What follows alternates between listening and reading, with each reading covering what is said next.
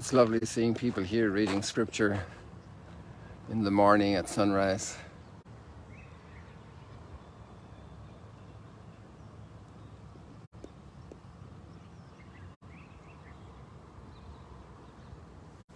Just a moment ago, she was looking down at her Bible. I delayed in getting the camera in there.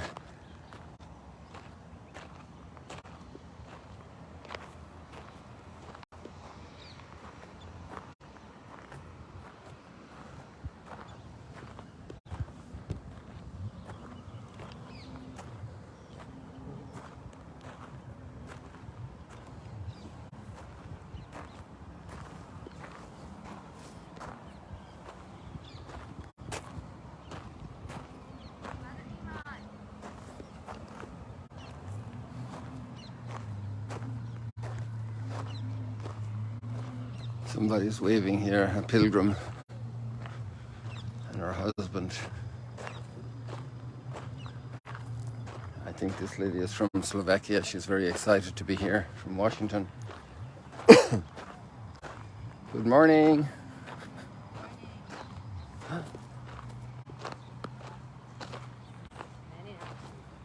Do you want to be on the live stream? You want to say hello? I'm going to do a big jump. Like this. One second. I need to focus better. Okay, go. Do your jump. I'm going to jump with the sun. Okay. 1, 2, 3. Woo! Glory to God in the highest. Son of God. Thank you so much, Father Iman. I watched you on live stream for years, and now I see you on live stream. This is a blessing. God bless you. God. When are you guys leaving? We are leaving tomorrow morning. Very good. What's going on here? Oh, you want a picture here in the live stream? Yes, with you. Ready? 1, 2. Thank you so much. Thank you. Good job, Cromwell. God bless you. God bless you too. I have to see you for the earphone. Yes, absolutely.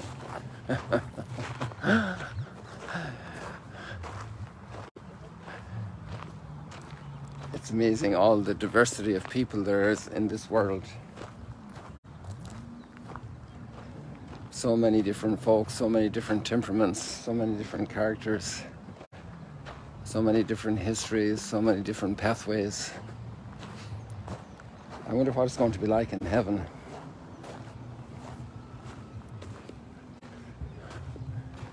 When that big party happens, the wedding feast of the Lamb. What's it going to be like?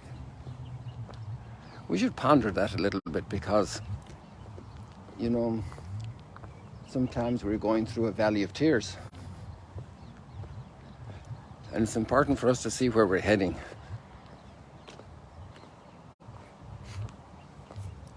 It's important for us to see where we're heading.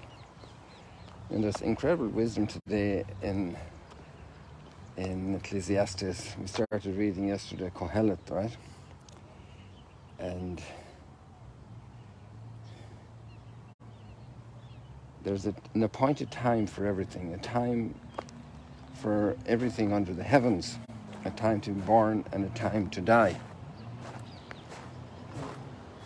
And you see, above the heavens, it's eternal. Under the heavens, there's a time.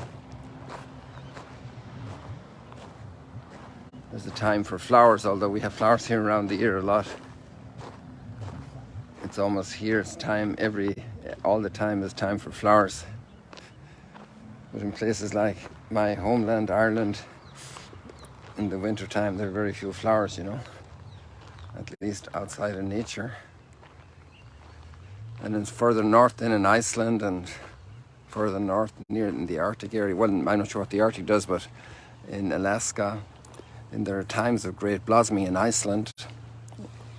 There are times of great blossoming, but it's very short-lived, you know. There's a time for flowers. And there's a time for sowing and a time for harvesting, time to plant, a time to uproot the plant, a time to kill and a time to heal, time to tear down, a time to build. To recognize times in our lives, seasons, so that we're not overwhelmed by one particular time. And sometimes we could be overwhelmed, let's say even by party. People can be tired of parties. Isn't that interesting? And you think that you'd only want to be in a party, but you could be tired of parties. There's a time for parties. And there's another line down here that's very strong. There's a time to embrace and a time to be far from embraces. A time to embrace and a time to be far from embraces. There was a time when this path was very clear, and now it needs work.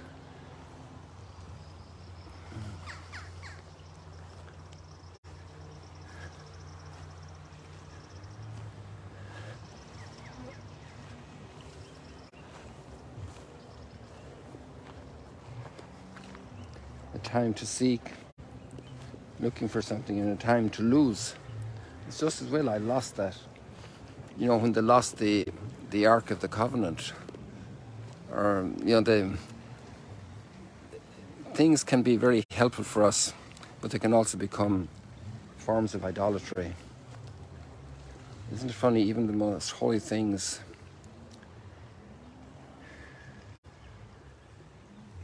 because it's where your heart is there, where your treasure is there, your heart will be. So what is our treasure? At the end of the day, our treasure is God. And there's the big question again today that Herod was asking yesterday. Who is this guy? John I beheaded. It can't be him.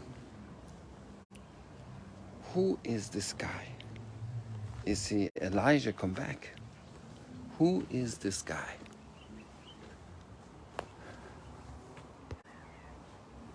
Who is this guy?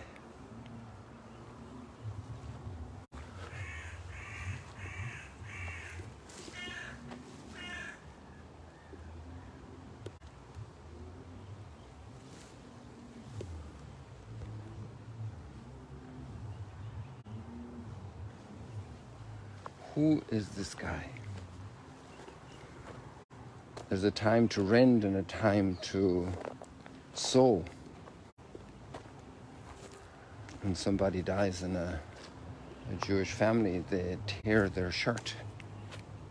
There's a time to rend, to express sorrow, to call it a day.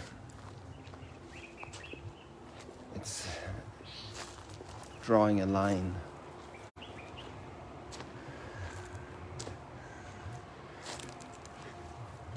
And maybe nowadays we need to say there's a time to rest and a time to work, because some people are only working. And maybe other people are only resting and frittering away time on social media. And where's the real work? Where's the real service to neighbours, to family members? Many people have serious faces all the time, and there's a time to smile.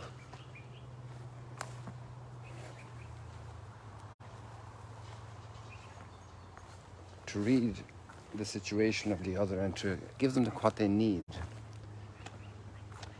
They need sometimes sympathy, they need sometimes compassion, they need sometimes mourning together with them.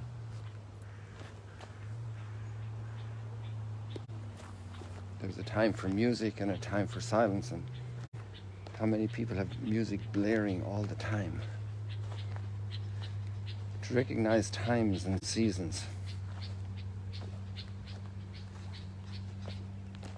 A time to be silent and a time to speak.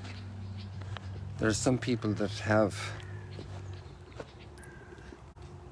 there's never a moment quiet.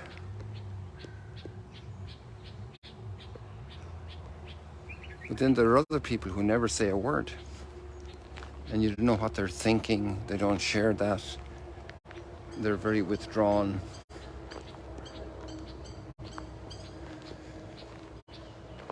And their family needs a word of kindness, a word, a smile, an embrace.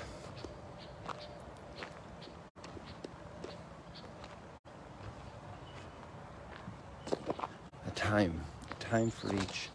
You see, we're such complex beings. We're really a whole orchestra of instruments and conductor and players. our emotions, our memory, our feelings, then our willpower, our determination, our intelligence, our imagination, our fantasy, our relationships, our history, our expectations, our plans of work, our demands of schedules. We're an incredible symphony or cacophony of realities.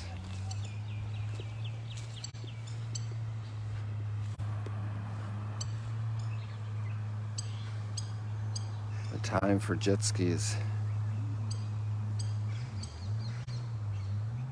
I don't feel the urge for that time.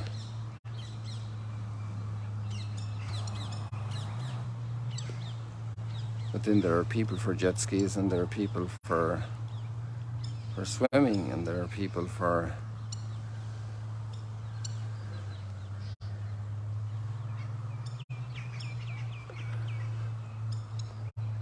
skiing, and there are people for just being there.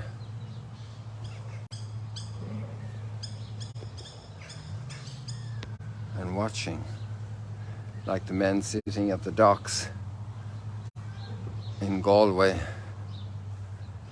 and the professor from the university is walking by and he says, "I see you here every day, what are you doing?" And he says, "Sometimes, you see, there's a time for this and a time for that. Sometimes me sits and thinks, and other times me just sits."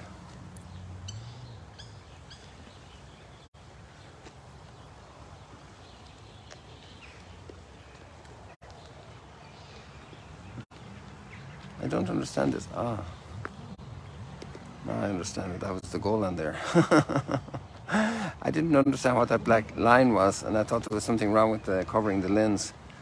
But it was actually, that's the Golan Heights there.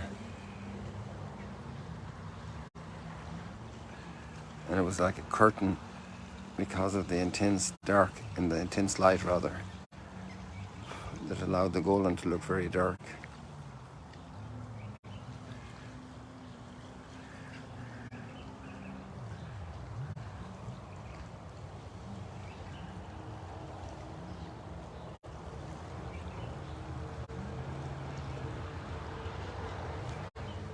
They're having their fun, boys playing with their toys, boys and their toys.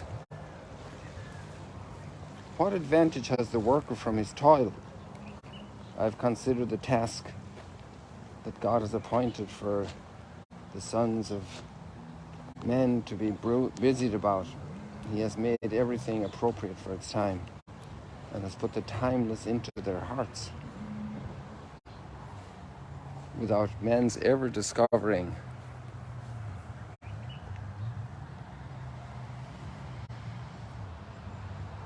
from beginning to end the work which God has done. And we sit and wonder,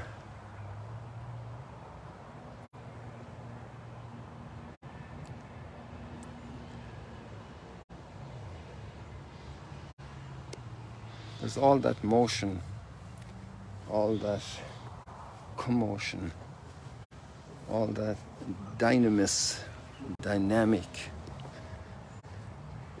tensions, pulling and shoving, pendulum swinging.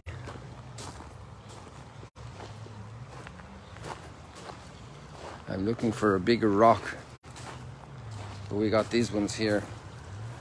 I don't think you could put that in your bicycle and ride home. We have the psalm, "Blessed be the Lord, my rock."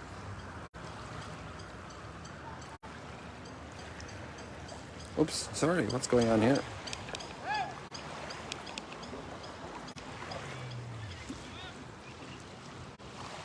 Blessed be the Lord, my rock.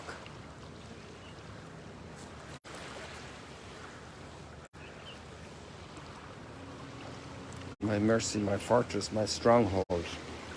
Something solid, something permanent, something eternal.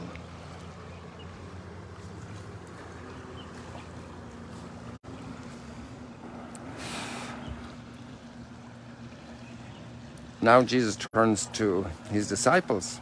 Maybe you want to let him turn to you and say, he asked them, who do the crowd say that I am? So you know all the opinions ranging out there in society. Some say John the Baptist, others Elijah, others say one of the ancient prophets has arisen. So we just heard that text more or less the same yesterday in the context of Herod's question. So that seems to be popular opinion about Jesus, you know, all the different opinions.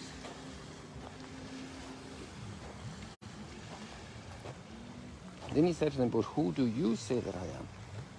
That personal question, who do you say that I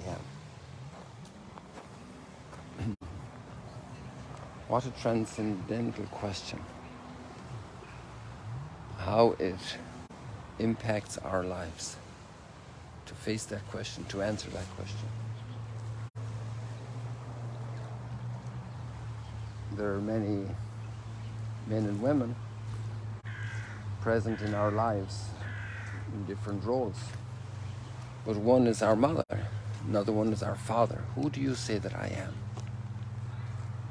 And that relationship then, because you are my father, you are my mother, you are my sister, you are my spouse, these definitions of who we are configure our relationship. Who do you say that I am?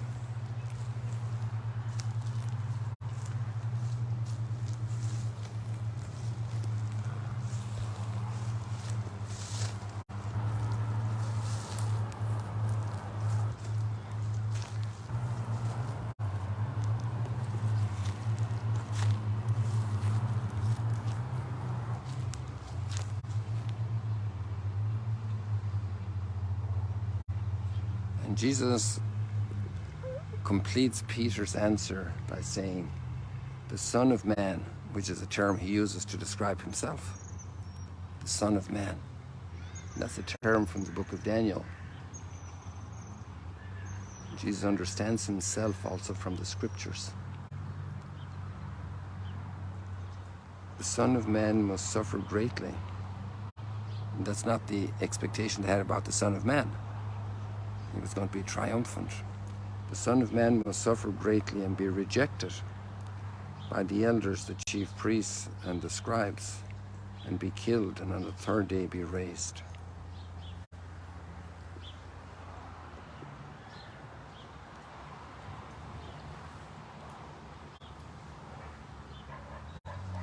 How are we doing, people? Is that good for today?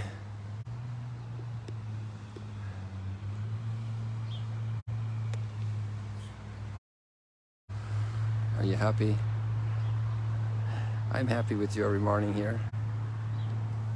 God bless you. Goodbye. See you later, alligators.